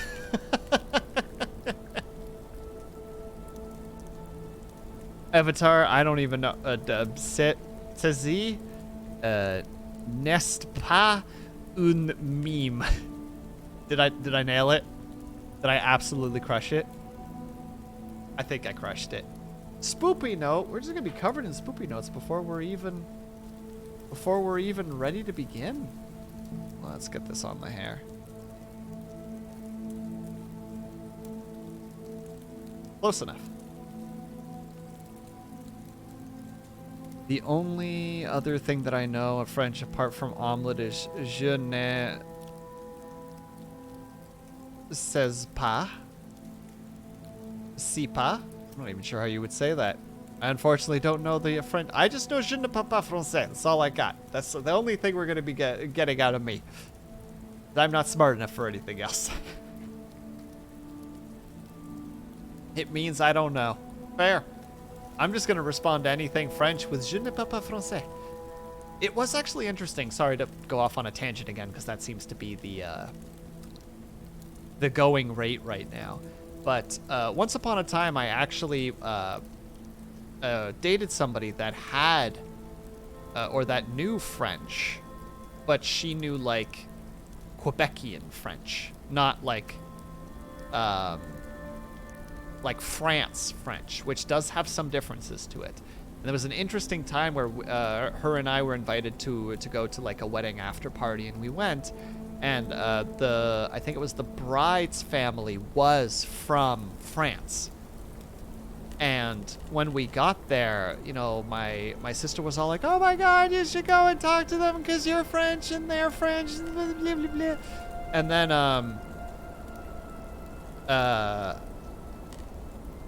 and you know, so she engaged with some conversations with them because they were like strong French, like they had a hard time with English, and so like she got kind of pulled away to like talk to them, and I just kind of hung out with people, and then finally we left, and you know, like we ended up finding each other again when we were about to leave, and I'm just like, how was that? She was like, it was exhausting.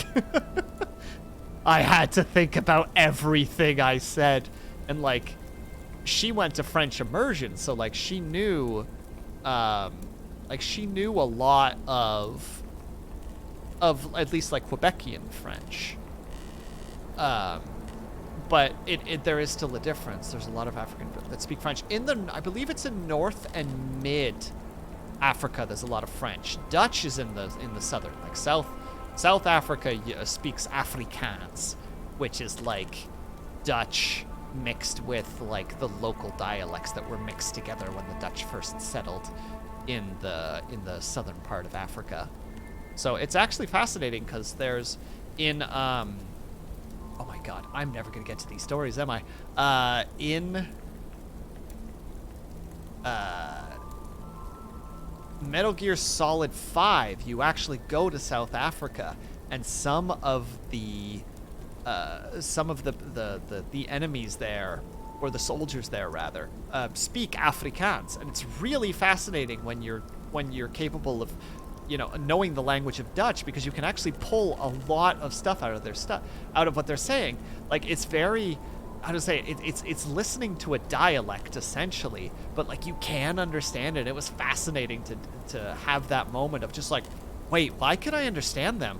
What is happening right now? You know, like the first time I ever played, it was like, wait, no, they're saying that. I know what that is. Why do I know what that is? Ah, like what's happening? And then I had to like Google it, and it's like, oh, it's Afrikaans. And Afrikaans is basically how you would say like African, in the sense of like if African, quote unquote, was a language, but it's how you would say African in Dutch. So Afrikaans is like a Dutch, like a Dutch and like local tribe language mixture, which I think is hyper fascinating. Why are we on languages right now? My God, I need to stop. I'm all over the place.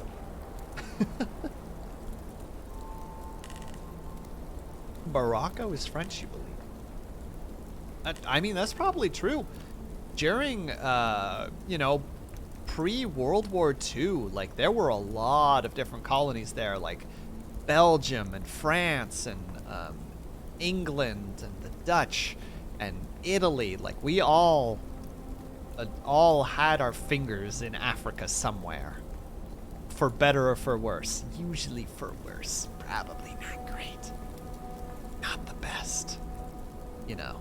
And then you had like the Boer War in South Africa, which I believe was against the British versus the Dutch and the African farmers that were down there, which was a whole other thing.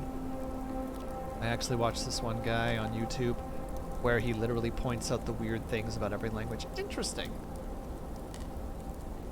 Belgium treated the Africans the worst out of any European country by far. I've heard a little bit. I need to dive more into it because I know that the Belgians have they have a history. A dangerous, dangerous history. A lot of empires then, yeah. Then all they did was bad. My opinion, all they did was damage. But that's neither here nor there. Alright, regardless. We're finally going to start reading, because this is getting a little bit ridiculous at this point. I don't even remember if I posted the thing that we were going to read, but we're going to post it one more time. Just in case anybody wants to follow along. There we go. That should lead to the correct place. Let me click on it. Sure. Yes, it does. Alright. Is everybody ready? Do we have our spooktacularness up? I'm gonna restart the ambience so that we have it ready and set. I'm sorry that we keep on stepping away. I'm just very easily distractible right now. I apologize for that. So, we are going to read The Statement of Randolph Carter by H.P. Lovecraft. I repeat to you, gentlemen, that your inquiry is fruitless. Detain me here forever if you will.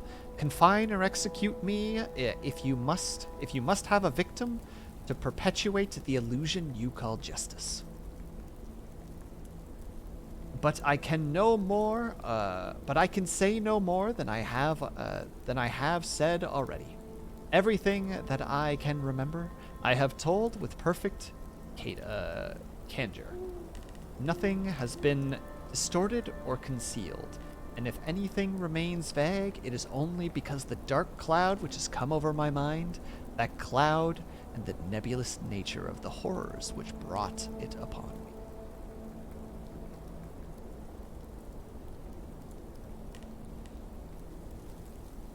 Please don't translate 50. Oh god. Yeah, you're right, Kaju. Don't do that. Again I say, I do not know what has become of Harley Warren. Though I think, almost hope, he is in peaceful oblivion, if there is anything so blessed a thing. It is true that I have for 5 years been his closest friend, and a partial sharer of his terrible research into the unknown. I will not deny, though my memory is uncertain and indistinct, that this witness of yours may have seen us together, as he says, on the Gainesville Pike, walking towards Big Cypress Swamp at 11:30 on that awful night. That we bore the screen is like so weirdly bright. Hold on, I'm gonna zoom further. That's better. That we bore electronic lanterns, spades, and a curious coil of wire which with attached instruments. I will even affirm, for these things all played a part in the single hideous scene which remains burned into my shaken recollection. But of what followed, and of the reason I was found alone and dazed on the edge of the swamp the next morning, I must insist that I know nothing save what I have told you over and over again. You say to me that there is nothing in the swamp or near it which could form the setting of that frightful episode. I repeat that I know nothing beyond what I saw. Visions or nightmares, it may have been. Visions or nightmare, I fervently hope it was. Yet it is all that my mind retains of what took place in those shaking hours after we left the sight of men. And when Harley Warren did not return, he or his shade, or some nameless thing I cannot describe, alone can tell. Hold on, I need to do one thing here. Apologies, momentary pause. I think I need to turn this off. No, we just suffered through the pain of continuing. As I have said before, the weird studies of Harley Warren were well known to me, and to some extent shared by me. Of his vast collection of strange and rare books, on forbidden subjects I have read all that are written in languages of which I am master. But there are a few as compared to those languages that I could not understand. Most, I believe, are in Arabic. And the fiend-inspired book which brought on the end, the book that he carried in his pocket out into the world, was written in characters which I will characters whose like I never saw anywhere else. Warren would never tell me what was in that book.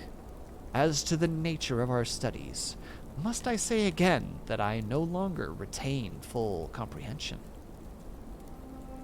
It seems to me rather merciful that I do not, for they were terrible studies, which I pursued with more reluctant fascination than through actual inclination. Warren always dominated, but sometimes I feared him. I remember how I shuddered at his facial expression on the night before that awful happening, when he talked so incessantly of his theory, why certain corpses never decay and rest firm and fat in their tombs for thousands of years. But I do not fear him now, for I suspect that he has known horrors beyond my ken. Now I fear for him. Once more, I say that I have no clear idea of the subject on that night. Certainly, it must have to do with something in the book that Warren carried with him. That ancient book in undecipherable characters which has come to him from India a month before. But I swear I do not know what was there that we expected to find. Your witness says that he saw us 11:30 Gainesville Pike, in Gainesville Pike, heading to Big Cypress Swamp.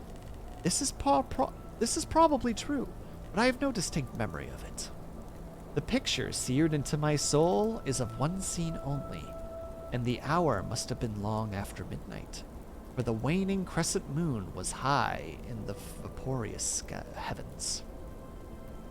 The place was an ancient cemetery, so ancient that I trembled at the manifold sign of immemorable years. It was a deep, damp hollow, overgrown with rank grass, moss, and curious creeping vines, and filled with a vague stench, which my idle fancy associated absurdly with rotting stone.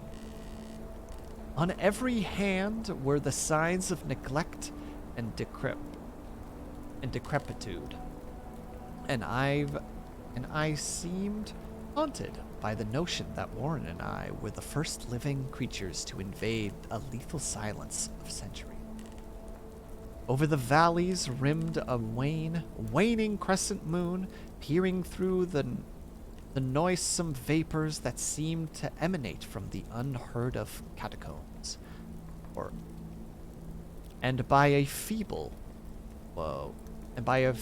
wavering beam, I could distinguish the repellent array of antique slabs, urns, cenotaphs, and mausolean facades, all crumbling, moss-grown, and moisture-stained, and partly concealed by the gross luxuriance of the unhealthy vegetation. My first vague impression of my own presence in this terrible necropolis concerned the act of pausing with Warren before a certain half-obscured tomb, and of throwing down some burdens which we seemed to have been carrying. I now observed that I had with me an electric lantern and 2 spades, while my companion was supplied with a similar lantern and a portable phone outfit. No words were uttered, for the spot and the task seemed known to us, and without delay we seized our spades and commenced clearing away the grass, weeds, and drafted earth from the flat, archaic mortuary.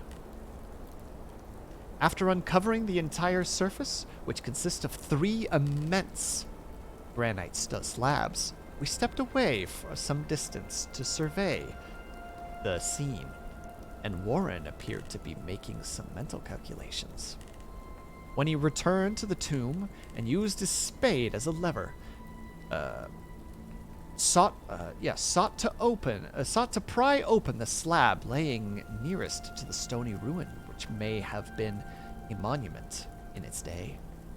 He did not succeed and motioned me to come to his assistance. Finally, our combined strength loosened the stone, which we raised and tipped to one side. The removal of the slab released a black aperture, from which rushed an effluence of I can always say this word until I need to say it out loud. Miasmal. There we go. Miasmal gases, so noxious that we startled back in horror. After an interim, however, we approached the pit again and found that the exhalations less unbearable. Our lanterns disclosed the top of a flight of stone steps, dripping from with a detestable ichor of the inner earth, and bordered by moist walls encrusted with niter. And now, for the first time in my memory, records vocal discourse, Warren addressing me at length with his mellow tenor voice, a voice singularly unperturbed by our awesome surroundings. "I'm sorry that I have to ask you to stay on the surface," he said.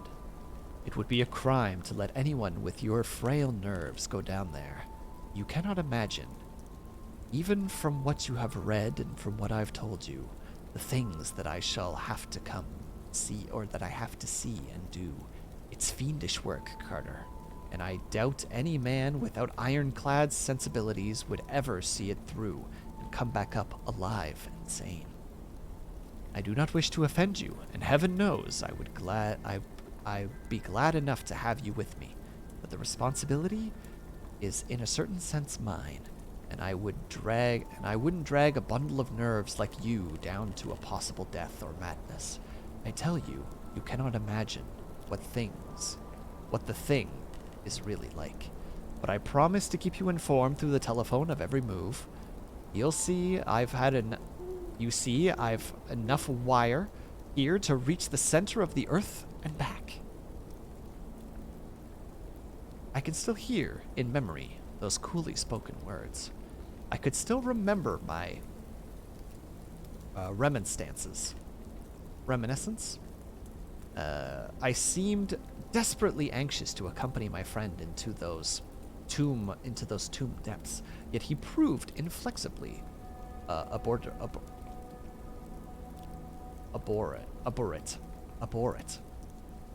At one time, he threatened to abandon the expedition if I remained insistent, a threat that proved effective, since he alone held the key to the thing. All this I can still remember, though I no longer know what manner of thing we sought. After he had secured my reluctant acquiescence to his design, Warren picked up the reel of wire and adjusted the instruments. At his nod, I took one of the latter and seated myself upon an aged, discolored gravestone close to the newly uncovered aperture. Then he shook my hand, shouldered the coil of wire, and disappeared within the indescribable ossuary. For a moment, I kept sight of the glow of his lantern, and heard the rustle of wire that he laid down after him. But the glow soon disappeared abruptly, as if a turn in the staircase had been encountered, and the sound died almost as quickly. I was alone, yet unburdened, yet bound to the unknown depths by those magic strands whose insulated surface lay green beneath the struggling beams of the waning crescent. In the lone silence of the hoary and deserted city of the dead, my mind conceived the most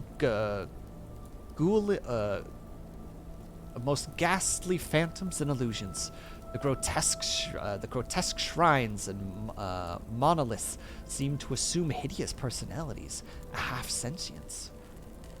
Amorphous shadows seemed to lurk in the darker recesses of the weed-choked hollow, and to flit as in some blasphemous ceremonial procession past the portals of the moldering tombs on the hillside, shadows which could not have been cast by the pallid, peering crescent moon. I constantly consoled my watch by the light of my electric lantern and listened with feverish anxiety to the receiver of the telephone, but for more than a quarter of an hour, heard nothing. Then, a faint clicking came from the instrument, and I called down to my friend in a tense voice. Apprehensive as I was nevertheless unprepared for the words that would come from the uncanny vault in accents more alarming and quivering than any I had heard from Harley Warren. He who had so calmly left me with a little less while previously, now called from below with a shaky whisper, with more portentous than the loudest shriek. Gods! If you could see what I'm seeing! I couldn't answer. Speechless. I could only wait. And then came a frenzied tone again. Carter! It's terrible! Monstrous! Unbelievable! This time my voice did not fail me. and I poured into the transmitter a flood of excited questions. Terrified, I continued to repeat, "Warren, what is it? What is it?" This time, once more came the voice of my friend, still hoarse with fear, and now apparently tinged with despair. "I can't tell you, Carter. It's too utterly beyond thought. I dare not tell you. No man could know it and live. Great God, I've never dreamed of this."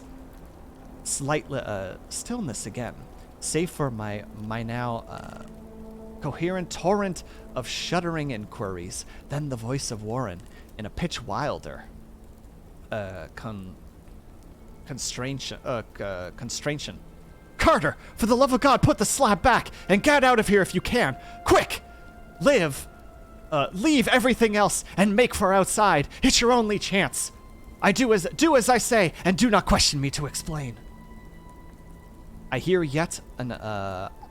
heard, yet was only able to repeat my frantic questions. Around me were the tombs and the darkness and the shadows. Below me, some peril beyond the radius of human imagination.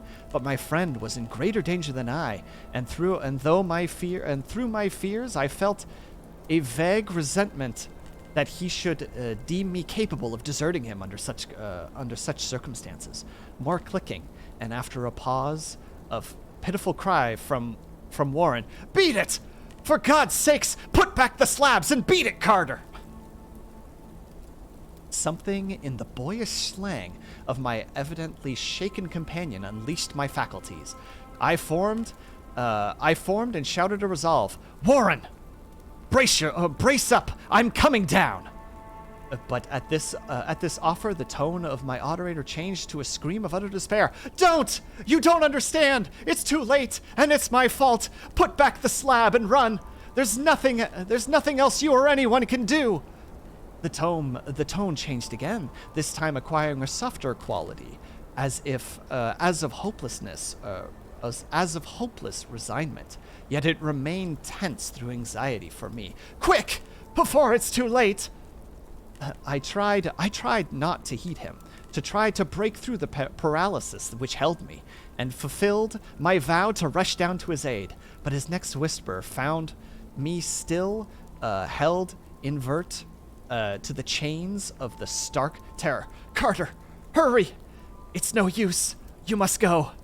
Better one than two. The slab." A pause, more clicking than the faint voice of Warren. "Nearly over now. Don't make it harder. Cover up those damn steps and run for your life. You're losing time. So long, Carter. Won't see you again." Here Warren's whisper swelled into a cry that gradually rose into a shriek, fraught of all the horror of the ages. "Curse these hellish things. Legions, my God! Beat it! Beat it! Beat it!" After that was silence. I know not how many terminable eras I sat stupefied, whispering, muttering, calling, crying into that telephone. Over and over again, through those eons, I whispered and muttered and called and shouted and screamed, "Warren! Warren! Answer me! Are you there?" And then there came to me the crowning horror of all. The unbelievable, unthinkable, almost unmentionable thing. I have said eons seemed to ellipse after Warren shrieked forth his last desperate warning, and there only my cries now broke the hideous silence. But after a while there was a further clicking on the receiver, and I strained my ear to hear it. Again, I called out, "Warren, are you there?" And in response, I heard the thing which had brought the cloud over my mind. I do not try, gentlemen, to account for the thing, that voice, nor can I venture to describe it in detail, since the first words took away my consciousness and created a mental block which reaches to the time of my awakening to the hospital. Shall I say that the voice was deep, hollow, grotesque, remote, unearthly, inhuman, dismembered? What shall I say? It is the end of my experience, and it is the end of my story. I hear it and knew no more. I hear it as I sat petrified on that unknown cemetery in the hollow among the crumbling stones and falling tombs, the rank vegetation and the vapors. I heard it well from the innermost depths of the damned open tomb as I watched amorphous, necrotic shadows dance beneath an accursed waning moon. And this is all it said. Fool! Warren is dead. And that is the statement of Randolph Carter by Edgar Allan by H.P. Lovecraft.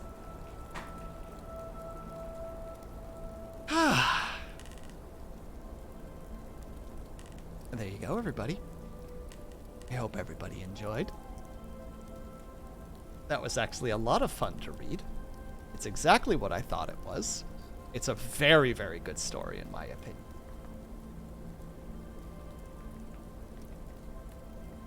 It has that, how to say, I think I recall complaining that Edgar Allan Poe had a tendency to write some stories that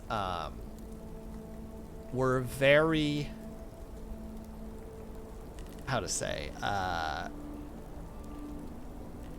like they were long and drawn out. Like he spent too much time building up a scene and then the end happened.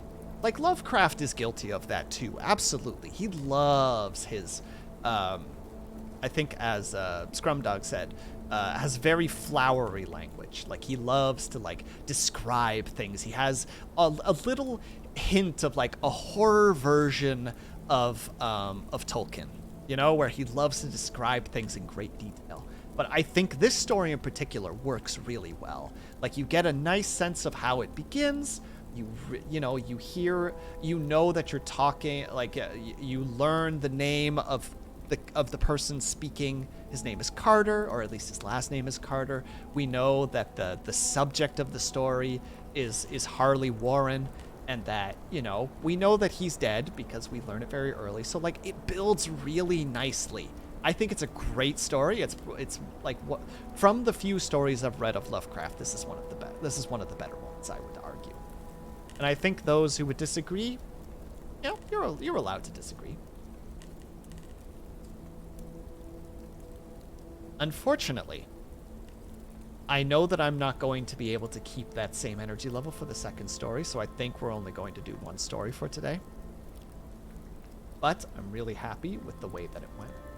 And again, if you guys love, or at least like what I've been reading, like please go out and like actually like look for more stories like this. The link that I've sent, should you guys be looking around, like you can go up to the top and click his writings, and you can go in there and there are most of his work is there. If you're ever interested in reading this stuff, it is fantastic.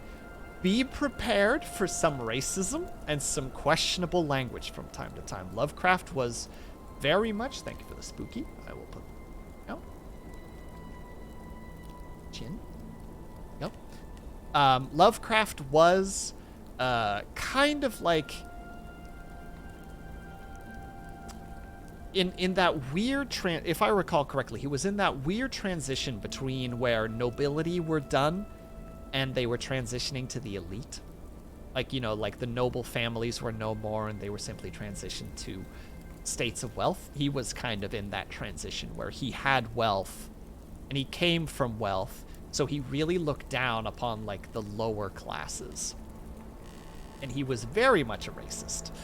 But his stories still create fantastic visuals. You know, like I think he truly lived a life of dread. Like he was just I think he was like, he was truly just afraid of the world. And it came out in his writings. And I think it's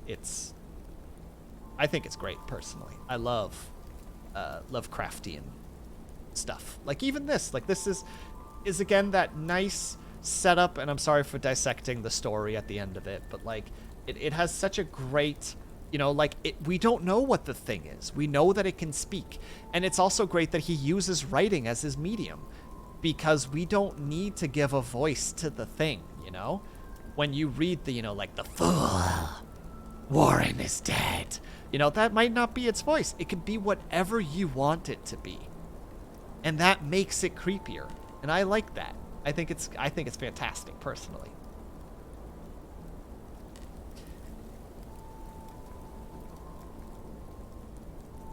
Oh. Hold on.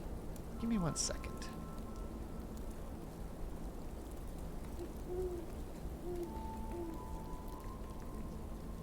But yeah, how did everybody like the story? I hope you guys enjoyed it.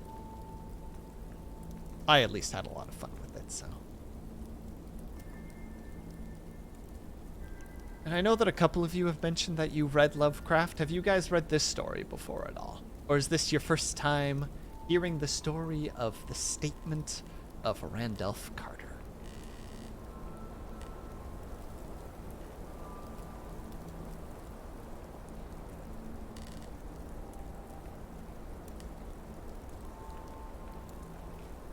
Yes, our literary... yes, be our literary professor. You only read... Oh, Color Out of Space is such a good one. Pom Pom. That is such a good one. That one has such a good feel to it. Like, it's so wonderfully unsettling. Ugh. So this is the first time hearing it. Well, I'm glad that I was able to be the one to introduce you guys to this. One of the ones I do like, but does have some racism in it, is The Rats in the Walls, I believe is the name of the story. I would recommend it. Just be prepared. You're going to see the N-word, unfortunately, because that's just how it be. You have something Color Out of Space related to share with me. Please, by all means. Unless you mean off-stream, in which case, by all means. Also, good news. We actually are going to be able to raid somebody who's currently playing the game Call of Cthulhu. So we actually have a perfect transition for you guys to go towards.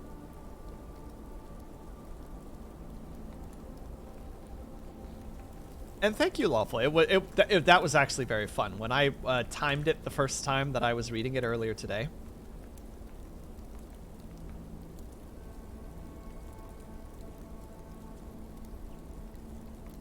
thank you for the stream. Well, thank you for being here, Kaju. I hope that you had a good time. I definitely had a good time. You know, we spent an hour and a half talking, and then I read one story.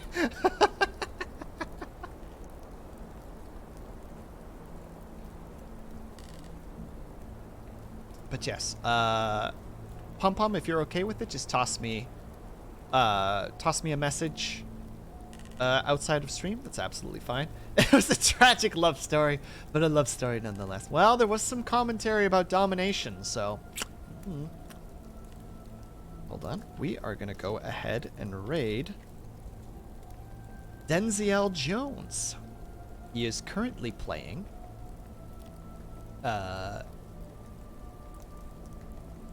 the Call of Cthulhu game, which I think came out a few years ago. I recall it was relatively good. So we're going to have a good time over there. So let's do...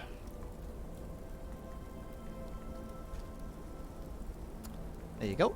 If you are subscribed, which a lot of you are now, thanks to the lovely Coach Dorn, please use the top one. If you are not subscribed, please use the bottom one, unless you would like to use your own, in which case, please make it as wholesome as possible. That would be greatly appreciated.